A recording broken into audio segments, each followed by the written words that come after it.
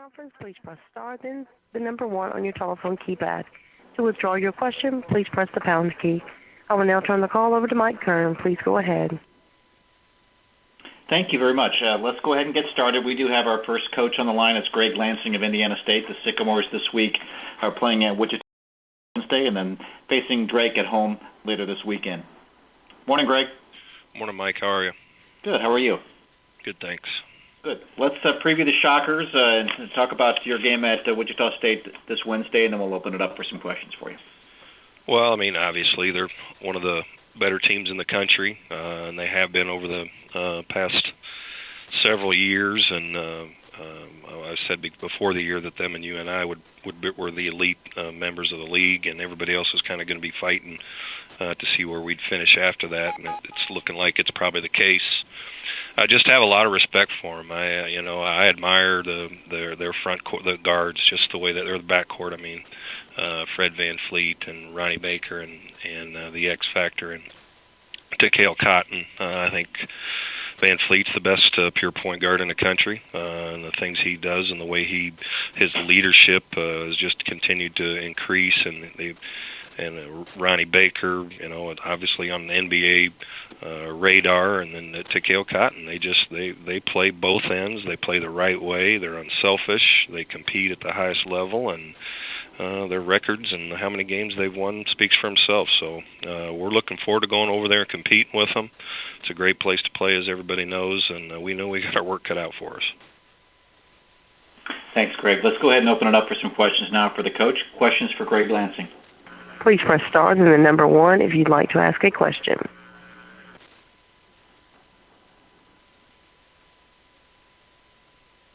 Again, that's star, then the number 1 to ask your question.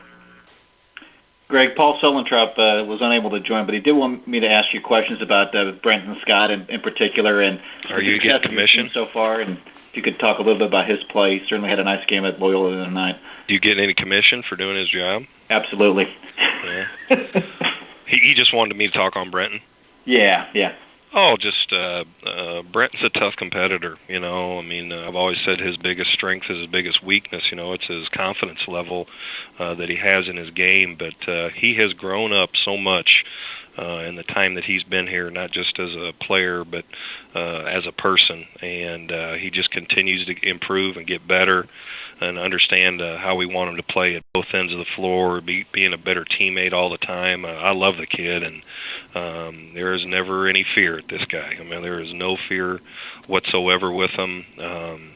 And he's really, in times when we've had some of our returners, our key guys, struggle on the offensive end, he's stepped up and helped carry us at times. So he is ahead of schedule, even what we thought as a staff, but certainly glad to have him on our team, and his future looks really bright. Both he and Devontae Brown taking turns leading the team and scoring over the past couple of weeks. Hit on Devontae Brown, and then we'll questions again. Well, I mean, you look at what Devontae does at both ends of the floor, and I said earlier that I thought he was the best defender in the league, and I should clarify that. I think he's one of but I think Wichita has all three of those guys. You could lump those four in it together, and I think they're the four best defenders in the league. But Devontae, he doesn't get enough credit for what he does at either end. He does what the game dictates. If he's got he didn't have any he didn't score in the first half at Loyola, and he gets 21 or 22 in the second half. He's so tough and so competitive, and does what his team needs, and again doesn't get enough credit for how he defends and his leadership and his toughness with this team. And he's a guy a little bit like the Shockers backcourt there. They're playing so many minutes, so much is required and put on him, and we need to help Devontae with that, and guys like Brenton are. But Devontae's been as good as anybody, and if he's not all conference at the end of the year, I'd be disappointed. Thanks, Greg. We do have a question in the queue for you. We'll get to that one. Okay. We have a question from Harry Schroeder with the Valley Hoops Insider. Good morning, Greg. Hey, I was going to ask you about Brenton as well, but I also want to ask you about just maybe other freshmen in the league. Who are some of the first-year guys that have been standing out to you besides your guy? Oh, man. That's a darn good question. Well, I like all the Wichitas. You know, they're limited with minutes just because the veterans that they have. But gee, many Christmas watching them. You know, you do your clip tape for a scout, and you can put a highlight video together on a lot of those guys. And I just really like a lot of them across the league. I'd hate to hit Bradley for one, and oh, geez, I'd have to look up and down. What's UNI got with freshmen? I'd hate to single any out, but I know there's a lot of really good young talent. It's been impressive to see this year, and it bodes well for the league in the future. All right, thanks, Greg. Appreciate it. Thank you, Coach. That was your last one. Thank you for your time All this right. morning. Good luck this week. Thanks, buddy. All right, bye-bye. Coach Ben Jacobson of Northern Iowa is on the line with us. Panthers at home to open up the week against Illinois State, later in the week at Missouri State on Sunday, both games on ESPN platforms. Good morning, Ben. How are you? Yeah, good morning, Mike. Let's talk about Illinois State. You want a nail-biter at their place, the last-second shot in a great game on ESPN. Talk about this coming game and the Redbirds coming to town. Going through that game, Mike, we played. I thought we went over there and played pretty well, in particular in the first half. But then they really got to us in a couple of key areas. You know, they turned us over. A couple ball handling mistakes, and a lot to do with the pressure that they put on the basketball. The quickness that they have, their ability to get out and disrupt things. I thought they did a good job of taking away some of our actions by putting a lot of pressure on the ball. Then they got to us in terms of rebounding, and so they really got at us at their place, and we're going to have to do those two things much better. And I just think overall, Mike, we're going to have a much better level of discipline and toughness in this game coming up here Wednesday. Yeah, your zone was extremely effective in the second half, and I know Dan will be ready for that. So, talk about the defending their athletic ability. Well, I think they're so hard to play against because they've got a number of guys that can handle the basketball and a number of different guys that handle the ball on the open floor. So anytime they rebound the ball, anytime that they create a turnover, I think they're as good as anybody out there in terms of getting the ball into the front court and taking advantage of the opportunities that they create in transition. So, you've got to find a way to do that. And that's hard because they put a lot of pressure on you and do create the turnovers, and they rebound the basketball so well. And then that versatility and that lineup that they have, it's a hard team to slow down in transition. It's a hard team to play against in the half court because, once you do get them slowed down, Mike, then you've got to deal with Reggie Lynch inside and a couple of those other guys. So just really a team that's very well put together. Thanks, Jake. Let's get to the questions now for Coach Ben Jacobson. Questions from the media. Your first question comes from Harry Schroeder with the Valley Hoops Insider. Hey, Ben, I'm thinking about some of the freshmen. I know you guys are in the heat of the race, but wondering about freshmen, and I know you're high on Lohaus, and just interested in what you think about the freshman crop and your own guy in particular. Yeah, we love our guy. I think Wyatt, just think he's going to be terrific for us, and he's going to be a terrific guy for our league. Had a maybe a more productive non-conference, Harry, where he was in and had more minutes than what he's had in some of these conference games. But like the rest of the guys around the league, we see our guy the most, and every day at practice and know exactly what he means to our team. And so I think Wyatt's going to be terrific. Now, his minutes are a little different than some of the other freshmen, so I don't know that he'll be a guy that'll be on the all-freshman team or not, but I do know that he's going to be terrific for us. Reed Timmers had a great year at Drake. We just saw him on Saturday, and he's continued to get better as the games have gone along and playing with a lot of confidence. Brenton Scott at Indiana State, Josh Cunningham at Bradley, the big freshman at Wichita State. He played very well against us and saw a lot of good things from him on film. And then Wichita's got some other freshmen that aren't playing quite as much. I heard Lance talking about that as well. And I don't know if you got any other names, Harry, that I can maybe comment on quick without having well, obviously right the in front of Illinois me. State guys, McIntosh and Hawkins have started to make an impact as well. Yep, no doubt. And we saw McIntosh in our first game. Hawkins did not play in our first game because of injury, but I've seen him now on film, and both those guys have been very good as freshmen. When you've got guys with that kind of size and that kind of ability to make plays, and you're looking at them as freshmen, those are two very good ones as well. Hey, thanks, Jake. Appreciate it. Yeah, you bet. Your next question comes from Jim Benson with the Bloomington Pantograph. Ben, where has Seth Tuttle made his biggest improvement this season? He's playing harder, Jim.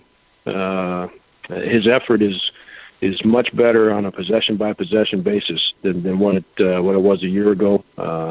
You could go back. You could go back to the off season, Jim. He put in more time. He did a lot better job in terms of planning his workouts and having a schedule and getting in and getting it done every day. And so I think that was important. But right now, he's given a better effort on a possession by possession basis.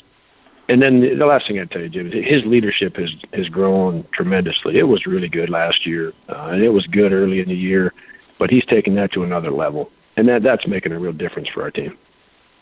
And you had kind of alluded to Hawkins didn't play the last game against you, and Kuhn Purcell was kind of, he was just coming really back from his injury. He's kind of hit his stride. So with those two back in the fold for Illinois State, what does that kind of do from a defensive standpoint for you guys? Yeah, it certainly makes it that much harder. As I talked about when I first got on, Illinois State's guard play is so good because all of those guys can bring it in transition and they get on top of you so fast. And then you add in the two guys that you just mentioned, both of them being either all the way healthy or at least as close as they've been in a long time, and what those guys add to the offense. And then I think Reggie's playing as good as he has all year. Watching him right now, boy, he's playing great. So when you add all that up, Jim, that's a lot to deal with. Thanks, Ben. Yep. Coach, that was your last one. Thanks for your time this morning. Appreciate it. Okay, thanks, Mike. See you later. Ray Giacoletti of Drake joins us. Drake opens up the week with a game against Bradley, and then later in the week plays at Indiana State. Morning, Coach. Good morning. How are you? Good. How are you? Doing fine, thank you. Teams had a 3-game winning streak that was broken on Saturday against nationally ranked Northern Iowa, but the team's confidence level has to be pretty high heading into this week. Talk about your team and the progress they've been making the last few weeks. Well, I've been really pleased with our guys. We've gotten better through the month of January, and sometimes, improvement doesn't show by a win. And so I was happy that we were able to find a way to win 3 games in a row. And going into Saturday's game at Northern Iowa, we dug ourselves a hole to get started, and so we were just seemed like we were fighting our way out of it the entire night. But obviously, they're very good, both offensively and defensively. But I'm happy with our guys. We've talked about trying to play your best basketball in February, and we're in February now, and so. But everybody's trying to do that. But we've shown improvement, and going to do the best we can to try to finish as strong as we can. Thank you, Coach. Let's get to the questions from the media for Coach Ray Giacoletti. Your first question comes from Dave Reynolds with the Peoria Journal-Star. Ray, in what ways have you shown improvement during that stretch? Well, at the defensive end of the floor, there was a time, we were, again, playing, I think, trying to play 4 freshmen, a chunk of minutes, and they just don't understand, in November and December, just how hard you have to play and how important each defensive possession is. It's a mindset, and that's why it's good and bad sometimes that everybody talks about an opportunity to play right away. Well, sometimes those guys don't understand that each possession is critical, and you don't get 2 or 3 mistakes and continue to stay in a game. So I think at the defensive end of the floor is where we've made strides, and just an understanding of how hard you have to play each possession. And, if we've walked through of how we're defending this ball screen, you can't screw it up 2 or 3 times. That's how you get beat. So I think that, and it's, we've had some guys knock some shots down now, and that obviously, covers up a lot of deficiencies. And then regarding your game against Bradley, their team they put on the floor, it changes so much, because of their injuries and suspensions they've had. How difficult does that make it to prepare for them? It makes it difficult. It's kind of like preparing for a new team. I sat yesterday and watched Wells, how well he played, and I had no idea that he could step out and shoot the basketball. Like he could hit 2 threes in the Evansville game, and but we have enough time to be able to get ourselves prepared. And Bradley is, credit Gino. Those guys are fighting and playing hard, and great win to be able to go on the road at Evansville, and so he's done a really good job keeping those guys hungry and fighting and focused. And anytime you're able to go on the road and get a win is huge. So I think that's a credit to he and his staff. Thank you. Yep. Your next question comes from Harry Schroeder with the Valley Hoops Insider. Hey, Ray, we talked about Timmer a couple of weeks ago, but I'm just looking at stuff. He leads you guys in minutes. He's second in scoring. He's probably first in assists. Just how has his game, how has he had to evolve, and how has his game evolved as the year's worn on? I think we've really put him, he's had a great opportunity to get those kind of minutes. And with that, you can have times, and you normally do as a freshman, where your confidence is going to be shook or you kind of hit a wall, and he's been able to fight through it. He's done a heck of a job of there was maybe a time 3 weeks ago where he kind of hit a little bit of a wall or a bump in the road, and then we started playing 2 point guards out there and took him off the ball, so the ball wasn't in his hands 100% of the time, and it kind of he blossomed even more because he got clean looks at the basket. He wasn't having to do everything, make others better around him, defend and stop the basketball and the opponent's most athletic ball handler. I think it's really worked out good for him, splitting the point guard spots now here the last couple of weeks, and he just seems more comfortable, and it's a lot to ask of a freshman to play the point and to be able to make others better, and then by the way, you got to score too to help us win games. So he's we're trying to. I think he's in a good place, and trying to get him to finish strong, and then we'll kind of reevaluate things at the end of the season. No different than the other 3 freshmen we have, is trying to finish with the best you can right now, and but he's the one who's obviously been played the most minutes of the freshman group we have. Thanks a lot, Ray. Yep, thank you.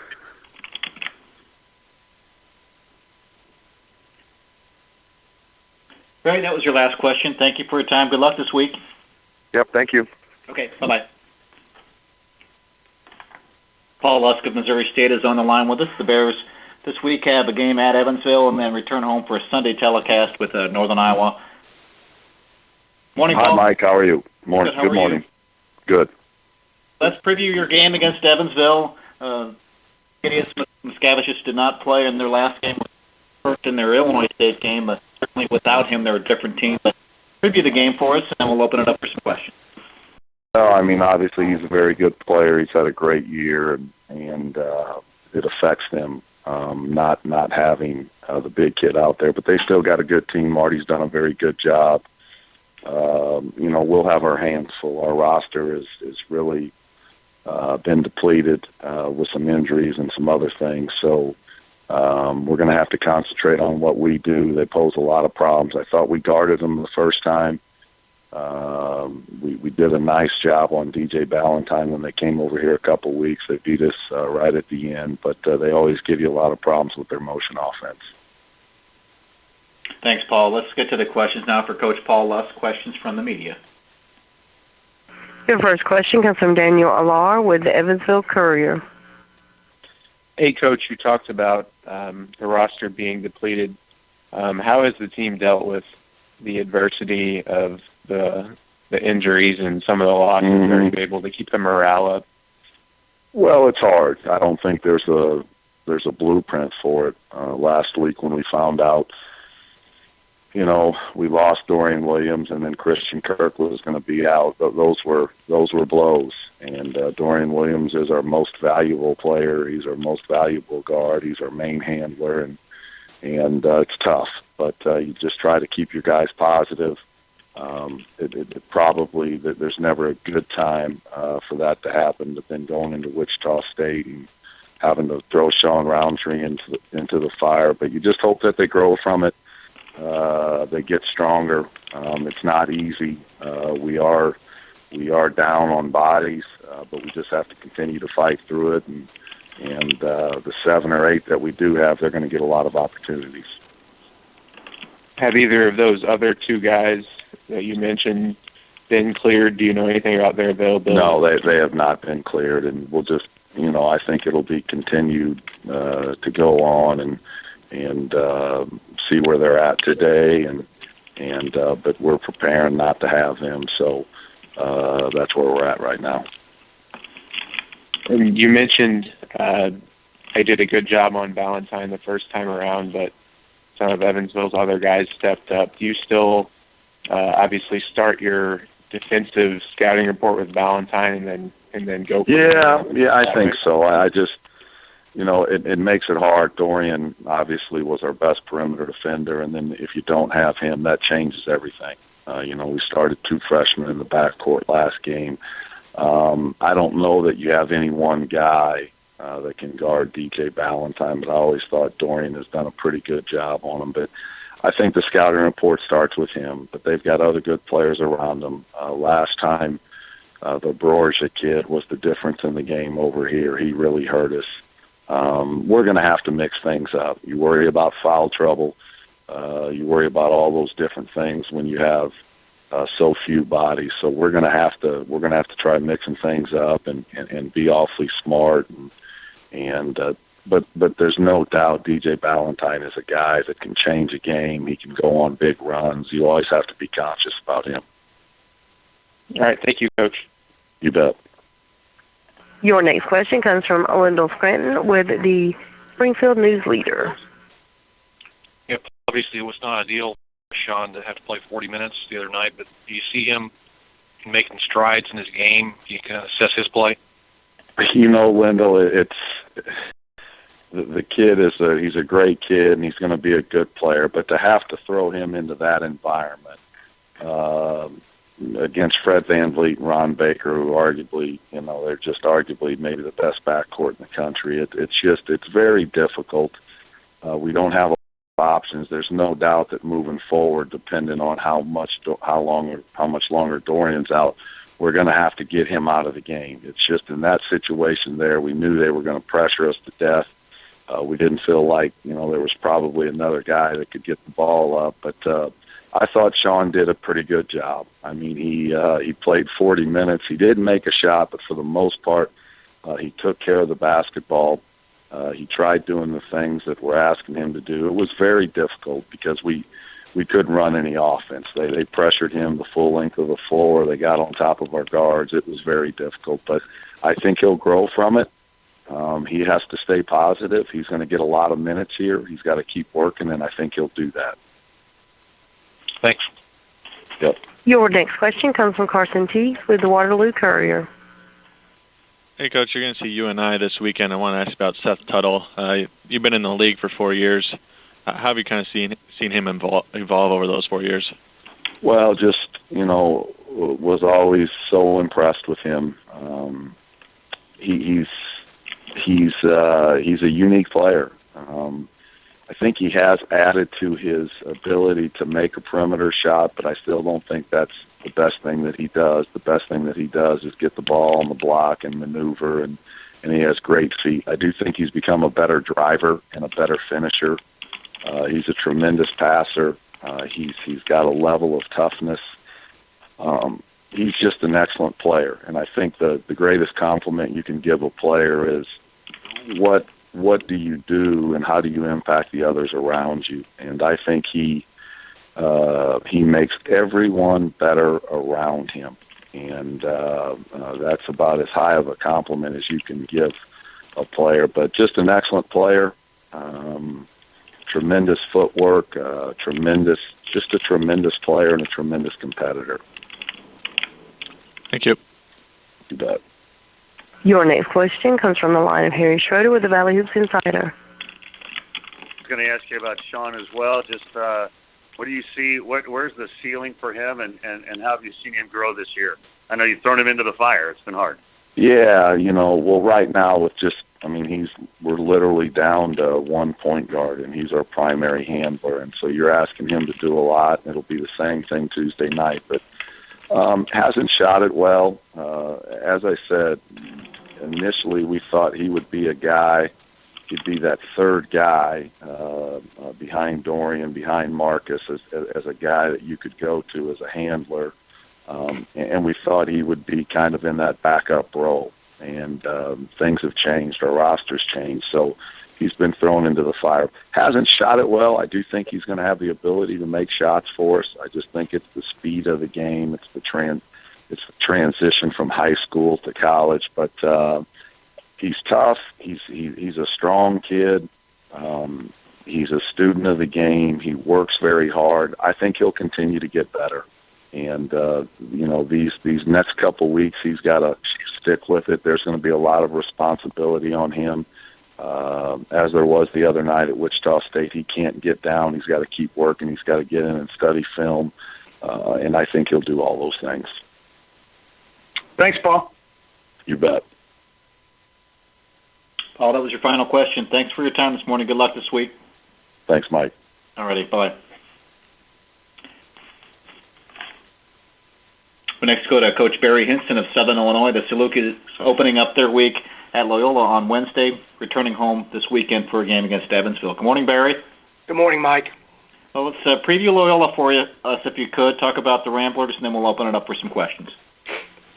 Well, I think the biggest thing that with Loyola is obviously how well they shoot the three and how good they are on the perimeter, and then you take what they can do on the inside. We've always had problems with their guys on the interior, and it'll certainly be a challenge. We're going back to their home court, which they've shown they played really well there this year, and Porter and his staff have done a great job. So big challenge for us, and we certainly know what the ramifications are of this game.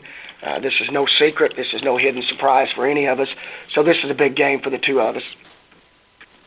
Thanks, Coach. Let's get now to the questions for Coach Barry Hinson, questions from the media. Your first question comes from Harry Schroeder with the Valley Hoops Insider. Hey, Barry, I'm talking to some of the coaches about the freshmen. Obviously, you have one of the best ones there in Caroline, but talk about a couple of your first-year guys and how they're developing. Well, I said on the broadcast the other day at halftime, Harry, and I also said post-game that I think for our fans and the people that watch us are seeing two of our freshmen grow up right in front of their own eyes, and that being Dion Lavender and Jordan Caroline. And I think when you just listen to what Paul talked about and even what Ray talked about was that, freshmen, they do not understand the value of the basketball, can't relate to the speed of the game, and they have no idea how important each possession is offensively or defensively, and be able to focus on those things for an extended period of time is a constant challenge for a freshman, much less our other players as well.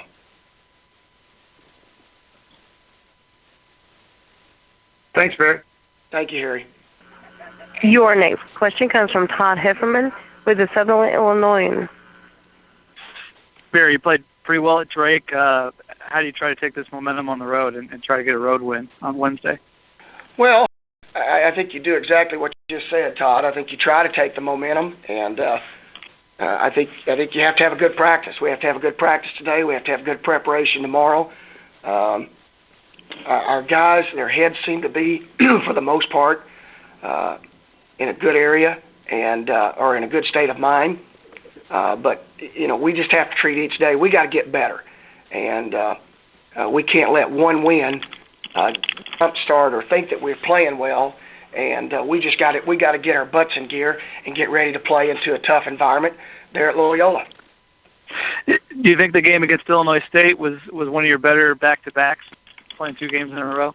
Yeah, I don't think there's any question. I think that one, because of the respect that I have for Illinois State, I think it's obviously our best Valley win. I thought they were the second hottest team in the league when they came in here playing us. And I have no reservations saying that, or still saying that today. So we did what we had to do in order to win the ball, and I think that's encouraging. But at the same time, with a young group, and we've struggled with this in the past, anytime we've had success, we've struggled the next game out. So that'll certainly be our challenge. Thanks. Thanks, Todd. Coach, that was your final question. Thank you for your time this morning. Appreciate it. Thanks, Mike. All righty. Bye-bye. We do have Coach Marty Simmons of Evansville on the line with us. Good morning, Marty. Good morning. How are you? We're hanging in there. All righty. Let's talk about the Bears. They're your first opponent. You play them tomorrow night. Preview tomorrow night's game, and then we'll open it up for some questions. Yeah, it's always a tough matchup. Got as much respect for Paul and his staff. I mean, does a terrific job, and I know that he'll have those guys prepared and ready to compete, and that'll be our challenge as well. Thank you, Marty. Let's get to the questions now for Coach Marty Simmons. Questions from the media. Please press star then the number 1 to ask your question. Star then the number 1.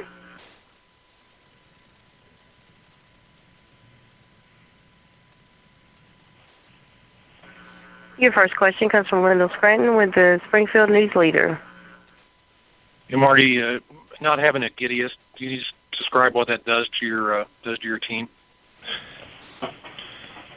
Probably all the above. I mean, he's just a really good presence out there for us. I mean, it's not any secret. I mean, he has the ability to help his teammates as well as any player that we've ever had here.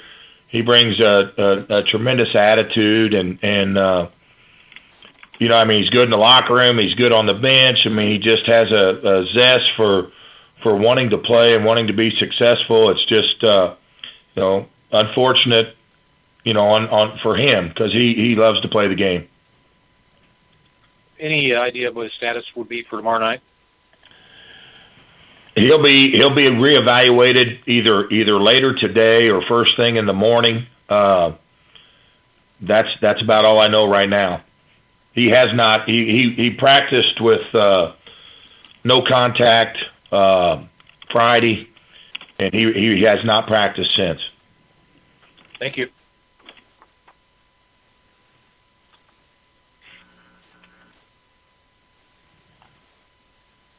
Marty, that was your only line of questioning this morning. Thank you for your time. We'll see you next week. Thanks. All righty. Bye-bye. Let's get next to Porter Moser of Loyola. Good morning, Coach. Morning, Mike. How are you? Good. Good. Let's talk about your week, opening up with Southern Illinois and then at Bradley later in the week. Talk about the Salukis coming to town, and we'll open it up for some questions after your comments.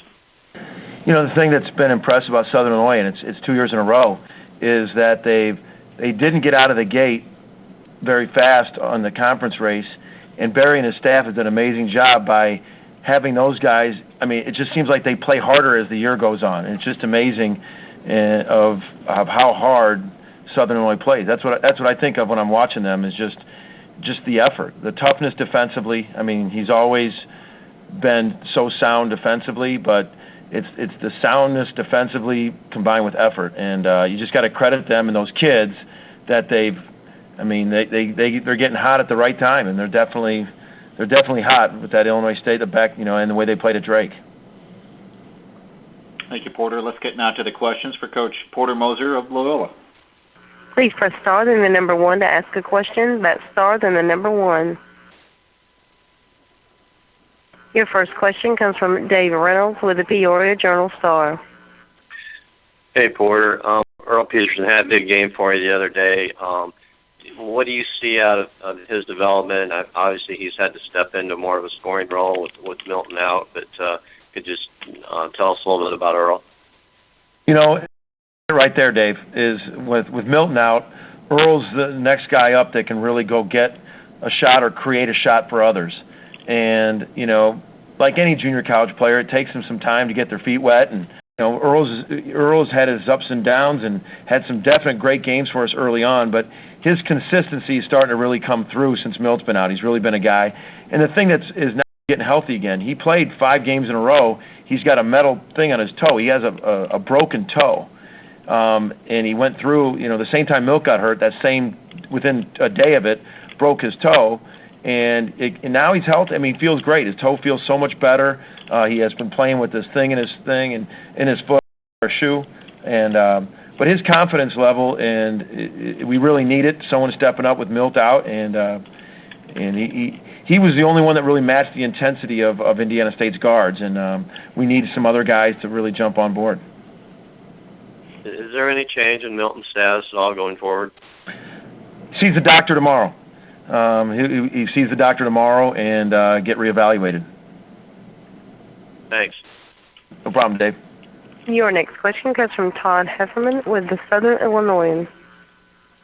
Hey, Porter, Dave mentioned Earl Peterson. I thought Montel James has had some good games for you, lately, and has been playing a lot of consistent minutes. What kind of difference has he made for you this year? You know what? He's a guy that we brought him in. Last year we didn't really have a consistent post scorer except Christian Thomas, and we brought him in to be a good post scorer, and he's had his moments where he can really score the ball down there, and we want to the consistency with him is something we're really striving for. But I tell you what, he's got a knack down there. He can face up and knock down that shot. He can sweep and drive, and he just got that knack to score the ball. And so we definitely need him. Without Milt, we struggle scoring. I mean, obviously you've seen us. And we need guys like Montel and Earl who are capable guys that can do it. We need all hands on deck. They need to play well for us to win. You talking about consistency. Do you need those guys to be more aggressive, looking for their shot, or what's the difference between them scoring 17 and scoring 6? I think I think one is getting the ball. I think we gotta get those guys the ball down there, and Montel needs touches, and with Earl, it's the same thing. I mean, I think he's just becoming more aggressive and confident, and his shot's been looking real good. I mean, I know he didn't shoot it very often, but he can knock down that three, and but you want them to really get some confidence, and those guys are they're playing hard, and it's just the consistency. We all strive for that. I saw Christian played. Is he close to 100%, or is he not? Things, and I know Marty's going through it. I know Paul's going through it with the concussions.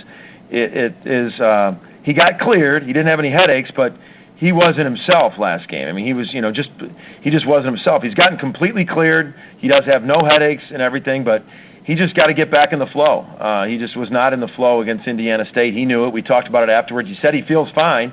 It's just I think sometimes the head injuries, so much is made of it, and then it gets in the kid's head. You just want to. He needs a couple games to get back that confidence. Like, hey, I am all right. I'm fine. And I think that's what Christian went through last game. Thanks, Porter. Yep. Porter, that was your final question. Thank you for your time this morning. Thanks. Good luck this week. Thank you. Thank you. Gino Ford of Bradley not able to join us, but Jaden Euchen is with us. Good morning, Jaden. Good morning. How are you? I'm doing well. Good. Thanks for subbing with us today. First game on the docket for you this week is at Drake. Could you preview that game, and then we'll open it up for some questions for you? Sure. We played them about 2 weeks ago at our place, and they did a pretty good job exploiting defensively. I think it was a game where they played with more energy than us. And for us, the last 3 games, as we've kind of built a little bit of momentum for us, that's been the key. And so as we go to their place, to me and to our staff, this game is all about just how we respond, our energy, our effort. There's the technical side of a few actions, obviously, but for us, it's really we got to get back to what we've done the last 3 games and just competing. And we didn't do that when they came to our place. So, I know our guys will be excited about the opportunity to go there and have a chance to play on the road and hopefully get our second consecutive road win. Coach, talk about your last 2 games in particular, down 17 in both games, came back and won at Evansville, almost pulled off the upset against Wichita State at home. Talk about the team's resilience and able to come back in both of those games. Right, and the Evansville game for us was kind of a microcosm of the season in some ways. We had our moments where we were really, really bad on both ends of the court, and we fought a lot of adversity throughout the game with injuries. Josh Cunningham, didn't come out the second half, didn't play in the second half because he had an asthma attack. Austin Barnes got hit in the nose. We weren't sure if it was broken or not. We were down 17, and we got with a lineup, and Nate Wells came off the bench for us, hit a couple jump shots, kind of got us a little bit of energy, a little bit of spark, and then, momentum started happening, and the guys started responding, and it's always easier to play defense when you make a few shots. In the first half, we were 0 for 8 from 3. I think we started 5 of 8 from 3 in the second half, and so we went on that 24-3 run, and we kind of did some different things defensively on the other end. And, like I said, for us, it was effort and emotion. The guys got into it, on the bench, and we kind of rode the same 5-6 guys the last 16 minutes of the game. Partly because of numbers, because we're still without a couple guys because of injuries and off the court issues. So for us, it was a deal that, like I said, it was kind of a microcosm. And Wichita was similar. It was a game where we just kept fighting, kept battling, and just tried to claw our way to get back in the game. That we didn't win that one. Wichita is obviously a great team, and but we gave ourselves a chance in the last 3 minutes to have a chance to get a home win. Thank you, Coach. Let's get now to the questions for you from the media. Questions, Coach Jaden Euchen. Please press star then the number 1. Press star then the number 1.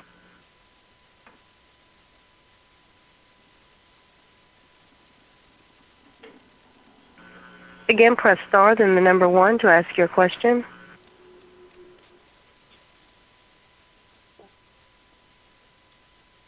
It's always this easy for Gino also, Jaden.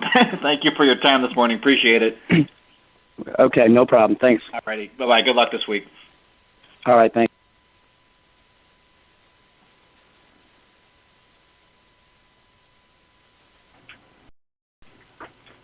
Just a couple minutes ahead of our next coach's time slot. It is Coach Dan Muller, and he is on the line, so we're going to go ahead and move forward. Good morning, Dan. Good morning. How are you? I'm great. How are you?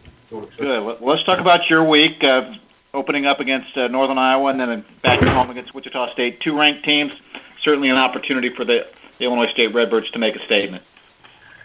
Yeah, well, it's an opportunity, that's for sure. It's also a great challenge to the best teams in the country, playing great basketball, and it's going to be a tough week for us. Of course, the only thing that matters right now is Wednesday at Northern Iowa. So we'll certainly have to play our best basketball of the year to have a chance.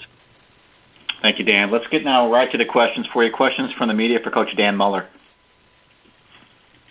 Please press star then the number 1. And our first question is Jim Benson for the Bloomington Pentagraph. Dan, I know you're a guy who doesn't really like to tinker around with the starting lineup that much, but after a game like you had at Southern Illinois, where I think you said you guys were sleepwalking a little bit at the start, do you maybe plan on shaking that up a little bit Wednesday? Well, we definitely could. We started a different lineup in the second half there. It's not 100% set in stone who will do what yet. A lot will practice this week, but we certainly could change up our starting lineup. And what is John Jones' status, you think, for Wednesday night? I think he'll be okay. He's got plantar fasciitis, and anybody who's dealt with that or had that knows it's just kind of a volatile thing that some days you just can hardly move. And we were planning on him playing on Saturday, but he just could hardly get through warm-up. But I'm pretty optimistic he'll be okay for Wednesday. Thanks, Dan. Yep, thank you. Your next question comes from Carson T. with the Waterloo Courier. Hey, Coach. The first meeting with you and you end up with a loss, but can you draw any confidence from the fact that you're just a bounce or two away from winning it? I hope so. I think that confidence is an important thing, and we played them very well for 32 minutes. But you also have to understand every game is different, and you've got a game plan you go in with, you make your adjustments, and you think one thing's going to work, and you have to make in-game adjustments. But there were certain things that were successful, and you got to prepare the same way with those things, but also know that Northern Iowa's at home. You got to make shots, you got to guard, and you got to figure out how to stop Tuttle. And hopefully we got some confidence with it, but it's a new game. Yeah, you mentioned Tuttle. You've seen him for 3 years now. How have you seen him evolve into the player that he is right now? Yeah, he's always been a skilled passing big man, who can score the ball in the low post. His command of the offense right now and the way he's playing with confidence on both ends is at such a high level. I'll steal a line from. They talked about the Super Bowl after the game a lot. They talked about Bill Belichick was playing chess and everybody else playing checkers. Well, sometimes Tuttle's playing chess and everybody else playing checkers because he's got great confidence. His coach has great confidence in him. His ability to pass the ball and score it inside right now is such a high level. He's so hard to guard. And he's just so smart. His basketball intelligence from an opposing coach looks off the charts to me. Thanks, Coach. Thank you. Your next question comes from Harry Schroeder with the Valley Hoops Insider. Hey, Dan, doing some stuff about the freshmen, and can you just talk about the development for Mikhail and for Teddy, and just where you see them right now as compared to the beginning of the year? Yeah, Harry. A little bit up and down still. With Teddy, his injury set him back so much. He missed 5 weeks of practice, not just games, but practice. He's actually played well since he's been back. I think if he would not have got hurt, of course, you would have seen a different player. He's shooting it well. He's actually scored it very well the last 3 games for us. He's still not in game shape, but he gives us a different element, his ability to stretch the floor at that position and his length. Mikhail has been up and down, like a lot of freshmen would be. Some games he gives us a great presence on rebounding, defensively, his ability to drive the ball. But he's been a little bit inconsistent. And so we've got to get those 2 guys. They're a huge part of our ability to win down the stretch here. And if we can get them playing well together like they did against Evansville, it just really helps our team. Thanks a lot. Appreciate it. Okay, thank you.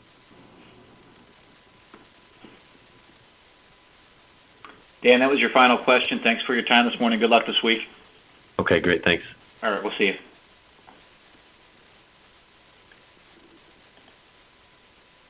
We're just a couple of minutes ahead. We'll hold for a few minutes or less for Coach Greg Marshall of Wichita State to join us.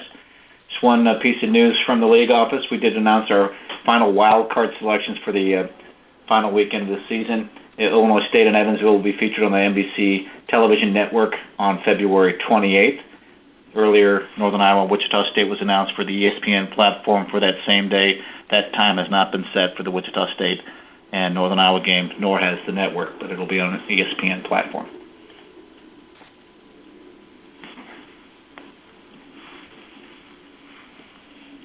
Also a reminder to the league beat writers on the call, please stay on the line for our roundtable following Coach Greg Marshall's comments.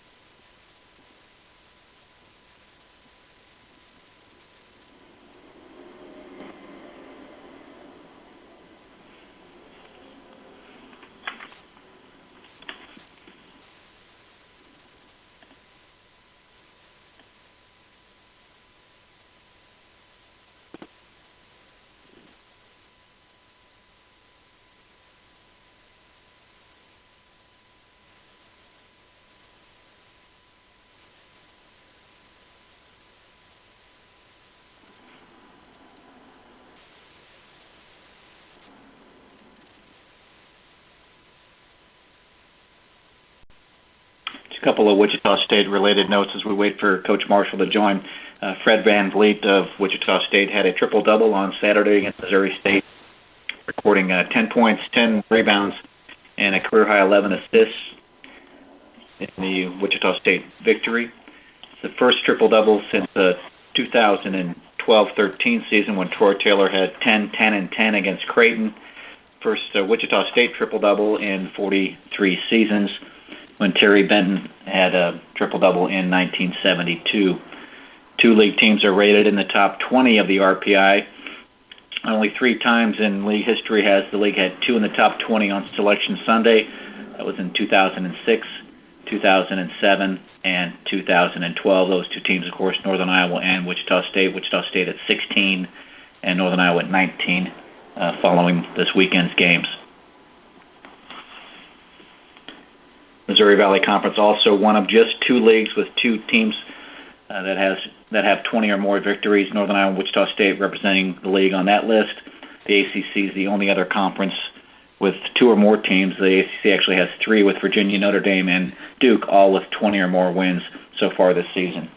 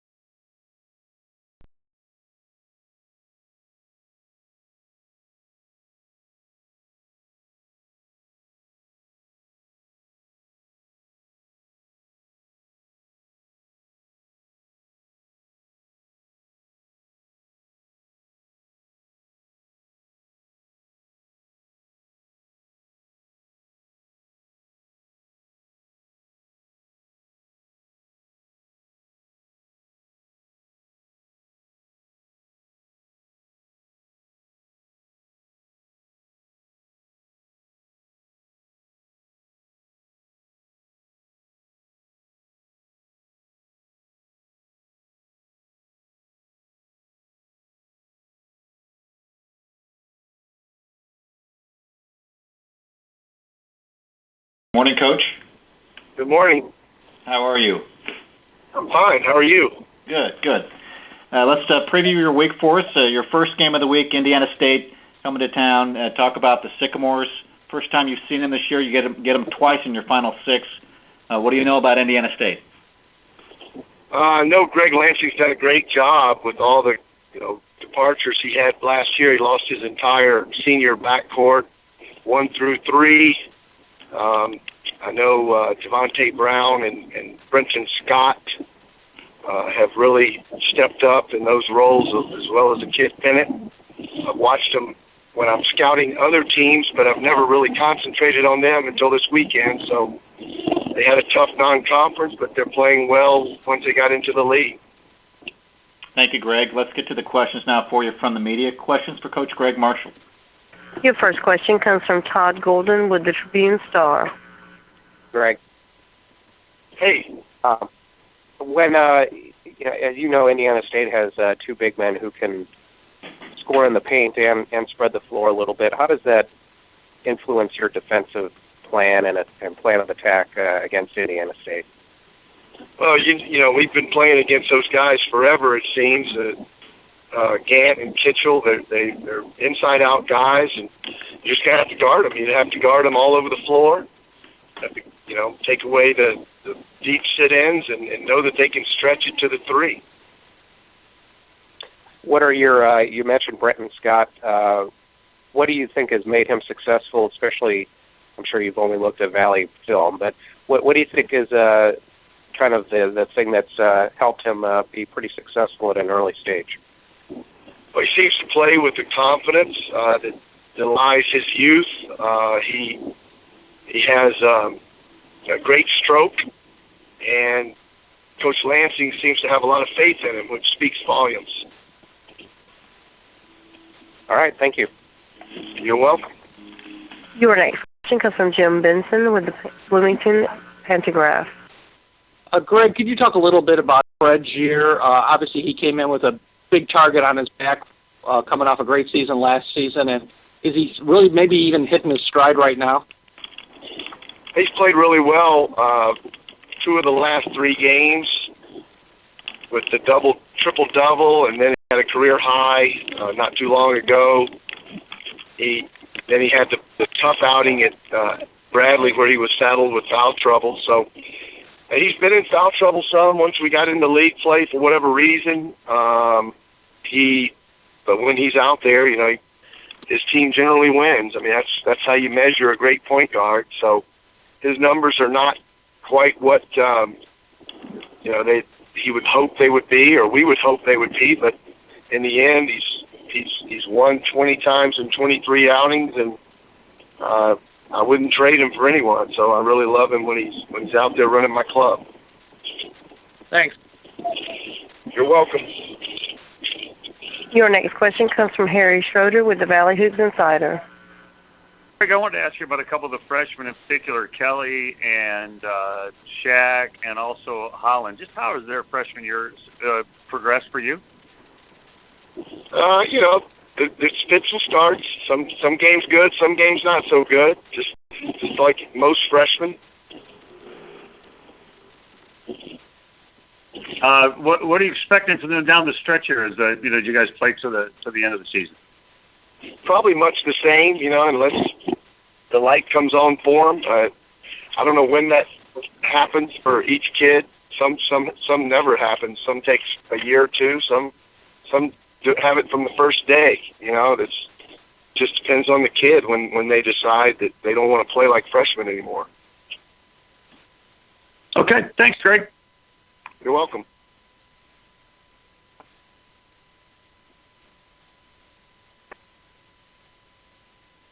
Your next question comes from Carson Teagues with the Waterloo Courier. Hey, Greg, I wanted to ask you about Seth Tuttle. He was a good player as a freshman, but what have you seen from him? How far has he come from his freshman year to where he is now?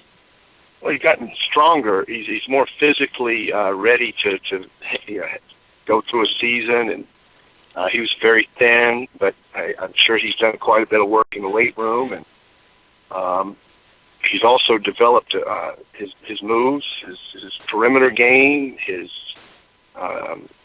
jump shot. Just is a more complete player, and that's hopefully what you get as kids mature in a program where they've been coached like Ben coaches them. Thank you. You're welcome. Greg, that was your final question. Thank you for your time this morning. Good luck this week, and we'll talk to you soon. Okay, thanks.